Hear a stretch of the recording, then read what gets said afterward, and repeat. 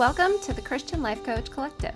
I'm your host and coach, Laura Malone, and I'm here to help you become the hero of your own story and learn to be a guide to others. Whether you're a life coach in any niche or you want to become one, or you're just listening in so you can self-coach to lead your own life well, this podcast is here to serve you. I'm super excited to walk with you into your calling and help you create a wonderful legacy for your life. So let's jump in to today's episode. So I've been thinking, if you listen to this podcast, you're more than likely a growth-minded person. And I'm thinking that if you have a coach you work with, or even a therapist or a counselor, a mentor of some kind, or even just an accountability partner in anything, you could take anything I'm saying in the podcast, anything on the collective, and bring it to your session or your time with those people to discuss it.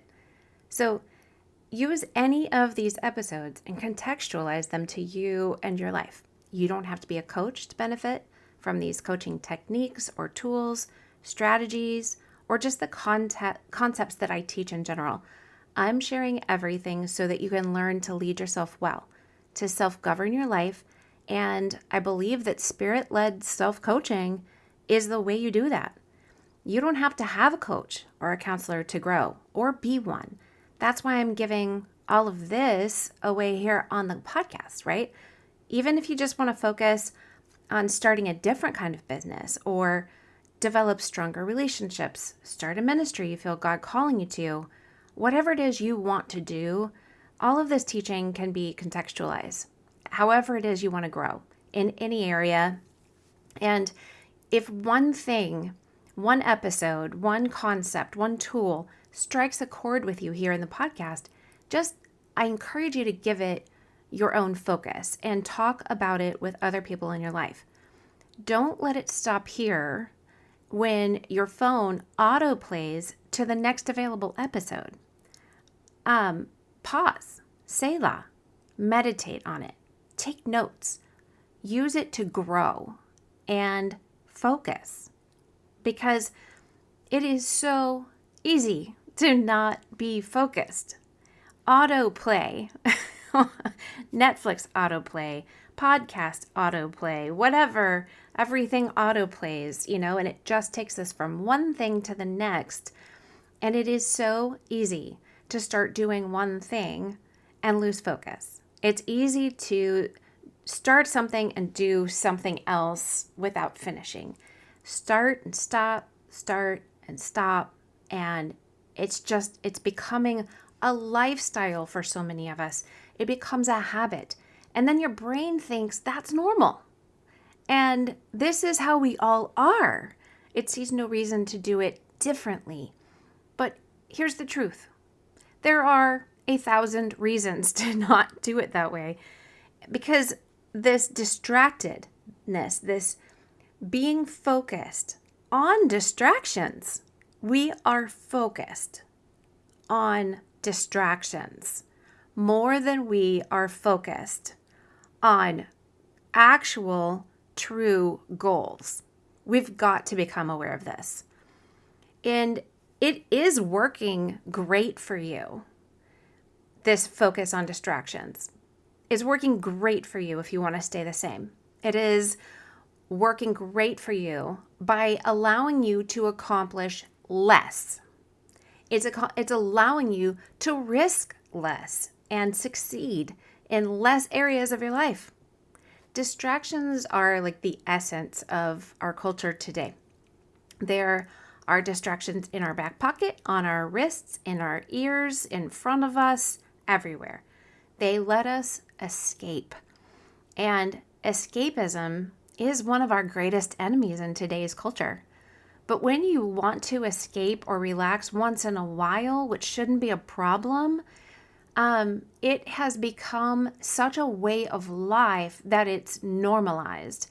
And our brains are being hardwired to do it all of the time for any reason. Now we live in a time when so many people work from a device of some kind. And the distractions are on it. We can't even stay focused on the thing that offers all of the distractions, right? It's an everything is synced, my computer syncs to my phone, syncs to my iPad, syncs to my AirPods, syncs to la la la la la. I mean, it's just like this chain link of synchronicity of all of these notifications, and oh my goodness, what are we doing with it, right? So we haven't been taught well to navigate the overload and the overstimulation. And then we're driving places with our overstimulated brains at the wheel. We are operating something that weighs 2,000-3,000 pounds or more. And we're trusted to be on the road with people's lives at risk, right? Their lives are at stake in front of us. I am on Canva all of the time, creating worksheets and presentations and templates and teachings. I'm just always in Canva. And so when you are making something in Canva, all of the text, it's all in boxes, right? You can change the fonts and such. And I love it. But the other day, I was on the side of the road and I saw the words on the road. My brain saw the words as if they were in text boxes, like in Canva. And you know what? My brain wanted to move some of the words to the left.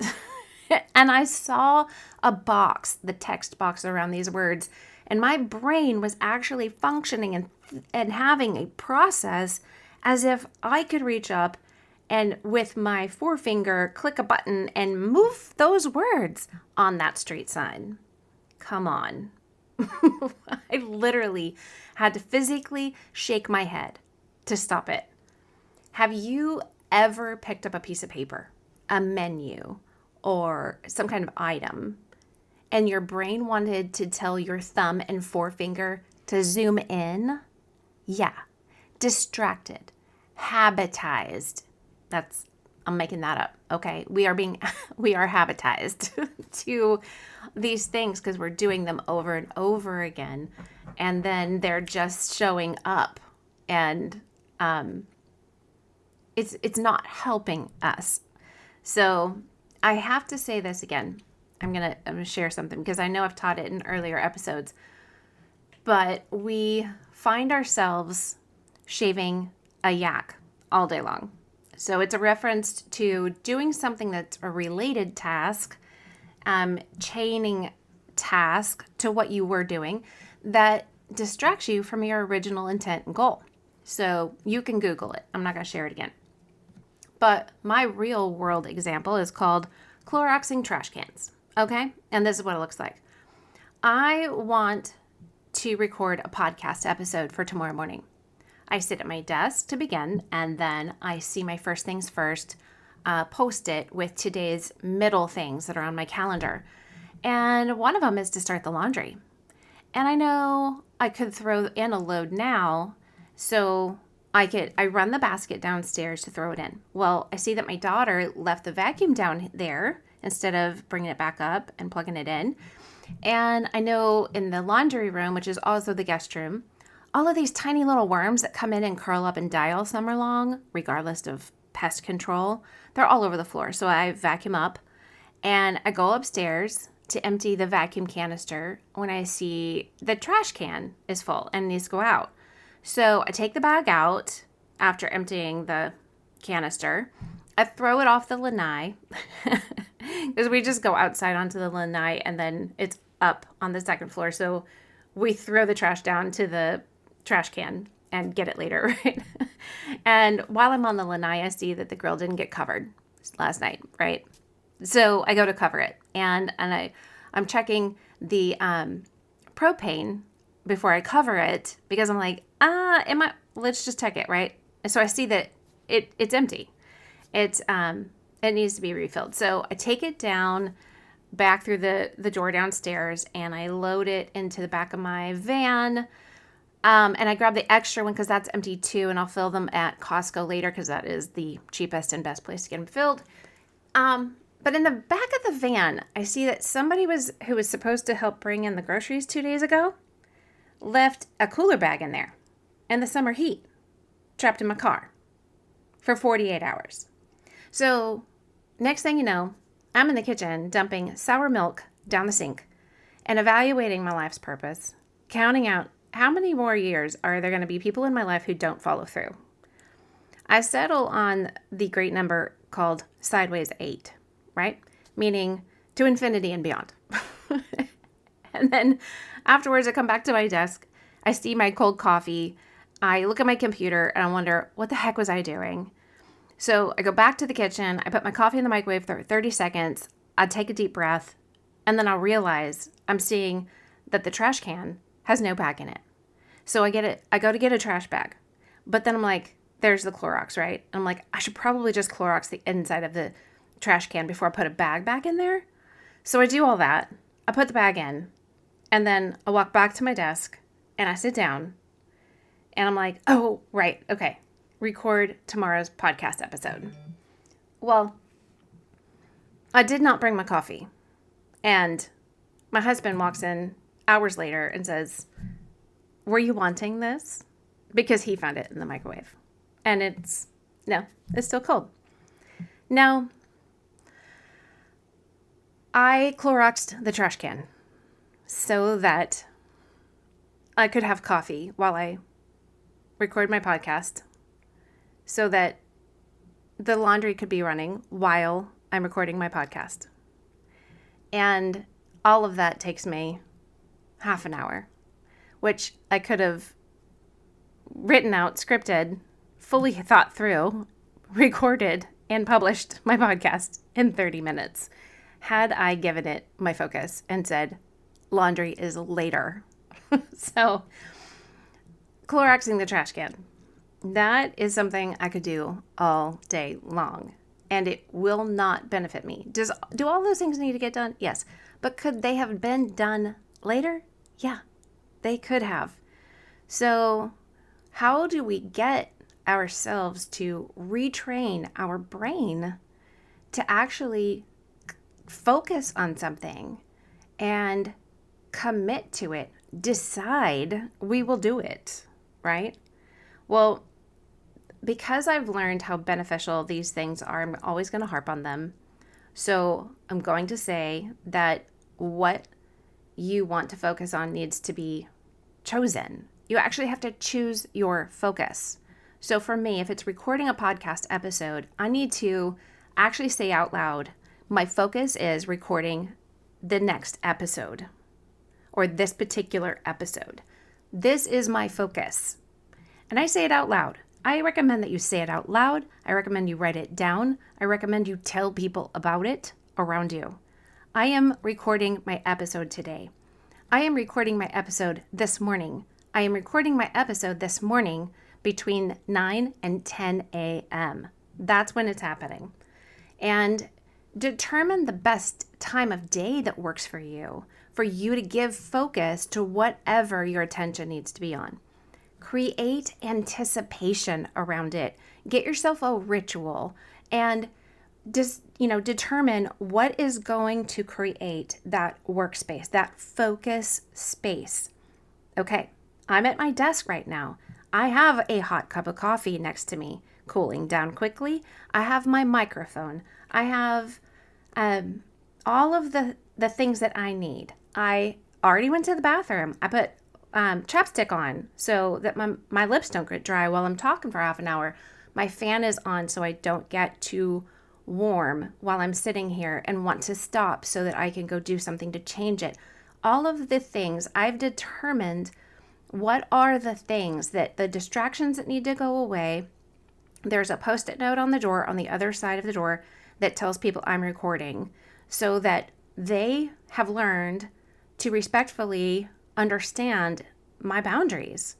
I have determined what needs to happen so I can be focused right here to deliver some kind of value to you, to do what I have said I will do. That is my focus. And I've determined the distractions that need to go away. I've determined the things that need to be in place for me to function at my highest level right here. I know where my recording window needs to be. It needs to be on the right-hand side of the computer. I know that I have a ritual and I have anticipation of setting things up so I can get into this focus. I like things to be cleaned and a little bit organized, but it doesn't have to be, I'm not OCD anymore about it. I have my drink, If I'm working on something, I might put in my AirPods because I got the noise canceling ones on purpose. I may keep them in just for silence, but I also might turn on instrumental music. So your mental focus comes after your visual focus. What is in front of you? What is taking away your what is bringing your eyes away from what you need to focus? Where your eyes go, your mind's going to go. What you are focusing on will grow. So if you start focusing on scrolling, that's what you're going to give more attention to. Your attention's going to grow over there. So put all of those things away. You have to think of it like those, what do you call them? I don't know what they call them, but I remember it got really popular with everybody always had something hanging on the wall, and you had to let your eyes kind of focus yet relax so that these weird pictures, something would suddenly start popping out of them, right? So it'd be this multicolored blue nothingness on the wall or in a book. But once your eyes focused in a relaxed state almost, things would start going in and out, and suddenly you would see a pod of dolphins. That was never there before. And it's just because you're staring at this thing and you're giving it focus, and suddenly things that you never saw as you were passing by without focus appear to you. And I think of it like that. I've got to figure out what that's called. But that is the kind of focus that you need to give something. And it's a little bit of a tunnel vision that you need to get into so that you can really give it your all for a period of time, which I suggest you use the Pomodoro technique if this is something you need to work on, if this is a skill set you need to grow in, because multitasking is inefficient. And I believe in batch work. So batch your work. If you're going to clean for 20 minutes. And we've already talked about this in other episodes. Determine that you will do this thing for 25 minutes and then take a 5-minute break and determine what the next thing is that you will focus on for another 25 minutes. So give it 25 minutes and only that one thing gets 25 minutes from you and then a 5-minute break. Stay off of all devices while you're on that 5-minute break. Keep your eyes moving around. Don't focus on one small thing, because that's what you're doing for 25 minutes is you're giving your eyes and your brain a focus on one thing for 25 minutes. Now for the 5-minute break, look up, look around, keep your chin up, go outside, do something, take a walk, just go play with your dog, go pet your cat, go look at the sky, and let your eyes take a break, especially if the thing you're focusing on is on a device. It is so important, not just for your brain, but your eye health, okay? You can go look that up for yourself. But the Pomodoro technique was developed by this guy back in the 80s, Francesco Cirillo, and he used a tomato-shaped kitchen timer. Pomodoro is Italian for tomato. So he named it the Pomodoro technique because, in the 80s, we didn't actually have smartphones. We didn't have timers on our phones. We had phones on the wall with long, if you were lucky, you got the long 25-foot spiral cord that let you go into a different room or a closet with your phone call. So he used a tomato kitchen timer. And I recommend you do get yourself a timer, because if your timer is on a device, guess what? That's not fun. Just don't do it. I don't even have to tell you the consequences of that. You're smart. So, all right.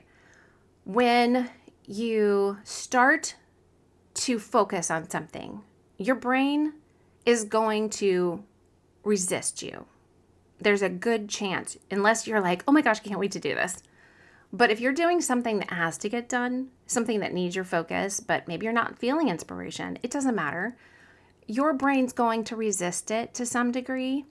And your brain's resistance to a new activity, or like if you feel a block, like an inspiration block, create writer's block, worker's block, okay, mom block, whatever you feel block. It's just the brain's resistance to this next activity you're trying to get into. It's not a lack of ability. It's not a lack of creativity. Your brain is wired to keep you safe, and often that's interpreted by comfort.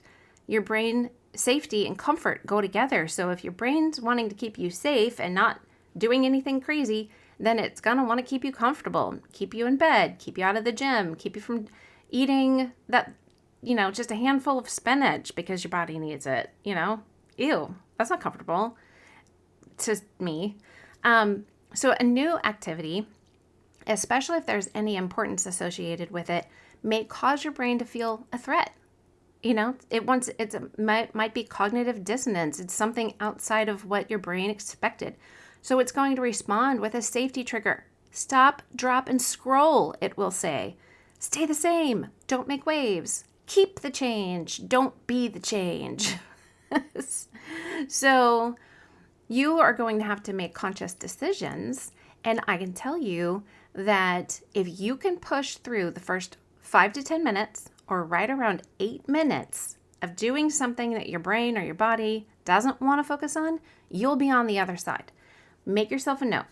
Even set yourself a timer for 8 minutes and let it go off telling you, like, look at that. You plowed through for 8 minutes. And now your brain is getting in alignment with what you're saying you're going to do. And you can do that by saying, I know what I'm focusing on. I have clarity. I've decided to do it. I commit to finish it. And this is my process. My strategy is I'm going to do it for 25 minutes straight and take a 5-minute break. And at some point, you can actually, as you develop this focus skill, you can grow that 25 minutes into 30 and 40, 45 minutes and take work for focus time longer and take a little bit longer break. Take 10 minutes. Work for 45 minutes, take a 15-minute break. And stay off of the devices. Keep your perspective and your vision wide so that you can come back. Your brain needs to go wide so it comes back and has the ability and function and desire to go narrow when you're focused on something. So if you... I'm trying to think of like a bunny slope. If you were going skiing, you would start out on the bunny slopes and you would start just doing something. So if you need to get something done, just do something. If I'm not feeling inspiration about a certain area of focus, if I'm not feeling inspiration about episodes or teachings, you know what I do? I get on my Kindle and I go find a book about that subject, or I listen to a podcast about that subject. And if I can get through that first 8 minutes and I can get my brain actually moving in the direction, it does get my brain working. It's like I just get on the bunny slope and I just start doing something. And it's productive consumption. I'm actually consuming something in order to produce, right? And it's a warm up to the work that I'm going to do. And you go down the bunny slopes and it just, you haven't skied in a while, So just get on the bunny slope and get your muscle memory back, get your brain start functioning and operating in the way that you need to before you go down the green or the blue. Don't go down the black diamond. It's happened to me before accidentally. I just recommend wait on that one. And if you don't have contacts, you need to get some, because when you can't see the sign coming and you don't know that staying to the left of that sign is going to put you on a black hill, a black diamond when you've never been on anything but the bottom half of a green, go get contacts. Just personal experience. Anyway, so if you're trying to, let's say, build a business or do anything that would make your life more meaningful, okay, I suggest that you give it 90 minutes of focus a day. Now, if you are a full-time, you have a full-time job, or you have little kids that are your full-time job, whatever it is, you can navigate that and modify to 30 minutes or 60 minutes a day with the Pomodoro technique, right? 25 minutes on, 5-minute break. 25 minutes on, 5-minute break. Put sticky notes on the door, like tell everybody you're not available, or wait till they're in bed, or get up before they're awake, whatever you have to do. Decide what your focus is, make a commitment to it. You decide to do it and make a commitment to yourself that you're going to prioritize it, and then get a strategy and stick to it. So stop the self-sabotage. Determine that you're not going to continue sabotaging your ability to accomplish this thing or reach this goal or succeed in an area or do the thing you've always wanted to do. So make a commitment, a committed decision to give 30 or 60 or 90 minutes of focus per day to this one thing, right? Maybe it's 60 minutes on Monday, Wednesday, and Friday, and 90 minutes or more on Saturday. Just tell the people around you you're doing something for yourself and that you're doing something really important that will eventually benefit your family. So there's a thing called focusmate.com, and it's an interesting concept to me. I haven't tried it, but you can actually meet with someone you don't know. You have you connect on the computer, you sign up for it, and you actually have consequences if you don't show up. You can be kind of like turned in, I guess. And so if you're the kind of person who responds better to external expectations, like you'll only go to the gym if you have your workout partner's right sneaker, and you're only going to show up not for yourself because you made a committed decision to yourself, but because you don't want the other person to suffer because you didn't bring their sneaker to the gym, do it. Set yourself up for success or loss, where you actually have to experience one of them. You have to do something, and if you don't do it, you actually experience loss. And if you do it, you experience success. Or maybe you experience failure that you learn from, which is a requirement before success comes. So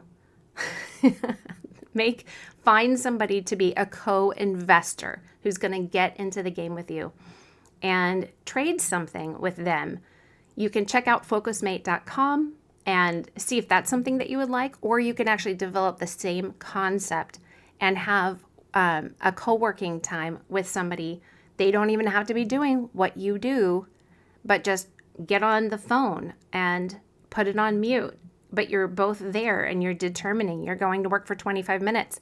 And then maybe you talk for 5 minutes and then you work for 25 more minutes. Get in the game and get somebody in there with you. And you might just need somebody to show up for. So if you don't feel like your focus is really making a difference, which a lot of new coaches, they're trying to, and you can contextualize this to whatever it is that's in your life, but I'm going to talk about people who start businesses to become coaches. If you're never talking to clients, prospective clients, if you don't have anybody to work with, what's the motivation? So you have to go find somebody, even if you're giving away free sessions, even if you're just practicing, even if you're just trying something out and you fail fantastically, great. Look what you learned and you showed up, and that deadline actually gives you the pressure knowing that somebody's waiting on you to show up in an hour to a session. And for 30 minutes, you're going to coach them on this one thing. Decide what the one thing is, the first step. That's going to encourage you to get in Canva and create content and tools and worksheets and checklists and whatever. Develop a strategy for that one person. And you finally find, I have a reason and a purpose to do this, and I have a time frame in which it needs to be done. Remember Parkinson's law, the work will expand to the amount of time you give it. So if you don't have to do it till next week, you think you have a week to do it. Not true. That is not helping you. So the purpose of someone else depending on you might just give you the deadline and accountability you need to focus on it. I'm saying all of this from personal experience. I am not preaching to you without knowing exactly what I'm saying. So I encourage you to develop the skill set and the muscle of focus. And the next episode that I'm going to do is going to be about a focused life. I want you to remember all of these things. So just to recap, I'm going to tell you to determine and write out maybe in a few words, what is your focus of attention? Like the result that you need to get. Published episode. Okay? That is my focus of attention right now. Must have published episode. Okay? So I had to determine when is the best time for me to focus on that. In the morning. That's when it is good for me. And I have the anticipation of it. I've developed the ritual that I need, the atmosphere, the things that need to be here, the things that don't need to be here. I've determined those things. I've turned off all my notifications. I have my drink. I have the focus of a clean desk. And I focused my vision on the dolphins in the water. I've got to find out what that's called. Okay, I actually had to stop before I published this and find out. They were called magic eye pictures or auto stereograms. But the brand name was Magic Eye, I guess. And so it's like images that are taken from slightly different angles. And then you use you kind of cross your eyes like a relaxed focus. And then the pair of images converge into a 3D image. Yes. Okay. I'm sorry. I didn't want to leave you hanging. I had to tell you what it was. So go get your visual focus in order so that your mental focus can thrive. Okay? Get on the bunny slope. Don't Clorox the trash can. Don't shave a yak. Go get focused. You can do it. I believe in you. Until next time. Hey, thanks for listening. And I would love it if you could leave me a review wherever you listen to this podcast and tell me what you're loving about it. It helps other people who are looking for transformation and change and growth in their lives find me. And if you want to learn about becoming a coach with any of your superpowers, head over to sterlingandstonementoring.com and check out the Greenhouse course. See you there.